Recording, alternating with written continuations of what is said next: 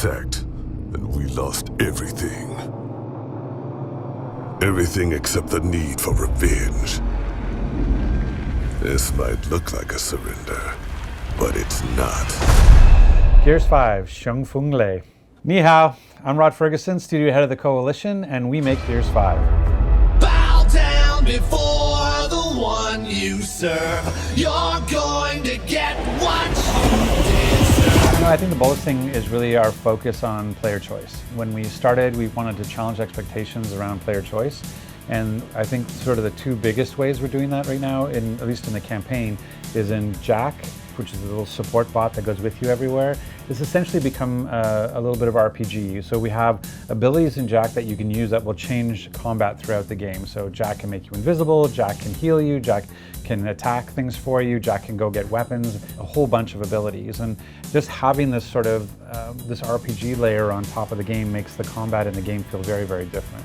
And the other is the skiff, and so we have levels that are almost 50 times larger than a normal Gears level, and so we had to create this vehicle we call the skiff, which is a wind kind of vehicle that takes you around, and it creates this ability to go and explore the world in a different way than you've been able to before. So now you can go and do missions in different orders, you can go and find side missions to do, you can go and explore for collectibles and points of interest and these new relic weapons, which are these special one-of-a-kind weapons that you can use in the game.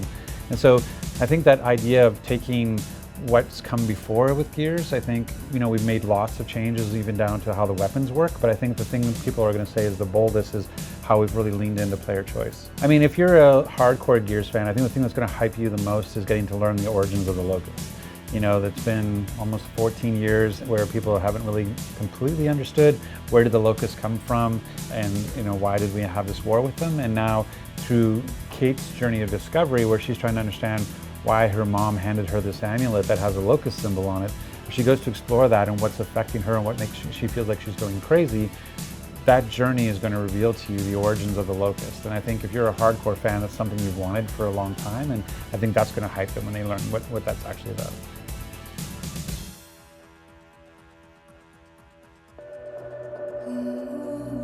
When we think about sequels, we don't completely plot them out all the way. What we do is we like to create negative space. So we say, let's create opportunities for stories, and then we can figure out where we want to go. And so we knew that as we were telling the story initially for Gears 4, it was really Kate's journey about trying to save her mom, and JD was helping her. If you know the movie Mad Max Fury Road, it's called Mad Max, but it's really Furiosa's story as she's trying to escape with all the women, and Mad Max helps her. And that's kind of what Gears 4 ended up being. Even though it was kind of JD was the protagonist, it was really about Kate's story trying to save her mom. And so as we went to 5, we felt like it was very logical for us to say, actually, you know what, when we want you to experience things as the character is happening to and not just witness it. We didn't want Kate to go through what she's going through and just be as JD, an observer of that. And so we wanted to become Kate and live that experience rather than watch it. And so it made a lot more sense to become Kate for Gears 5.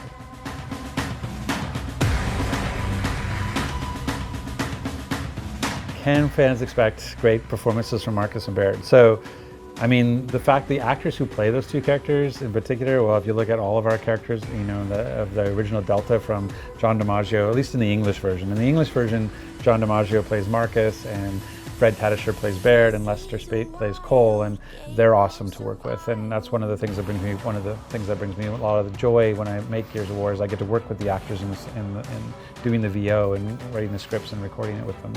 And they're amazing. So they have fantastic performances, and part of what they bring to it is their character. Like the English version kind of sets the tone, and Fred and John in particular do a lot of ad-libs. So a lot of times the things that make them special are coming from the actors, and so that will get put into the script from them, and then from there we'll go and localize. And so that original kind of nugget of genius is actually coming from the actors.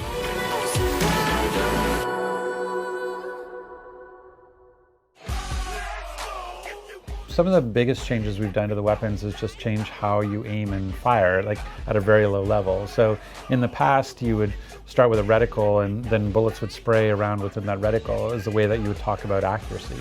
And now we actually have gone down to a very much more precise reticle, and that inaccuracy is actually reflected in recoil, so the gun will actually move or the reticle will move.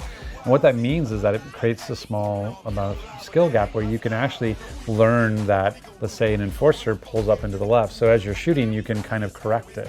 And so you start to learn that guns have different recoils and they have their own personality about how they play, and you can actually overcome them and get better and better at the gun instead of just, aim and pull the trigger and hope things work out. And so that idea of making the weapons feel more modern and more contemporary is probably one of the bigger changes that are kind of sort of under the covers you might not notice unless you're paying attention.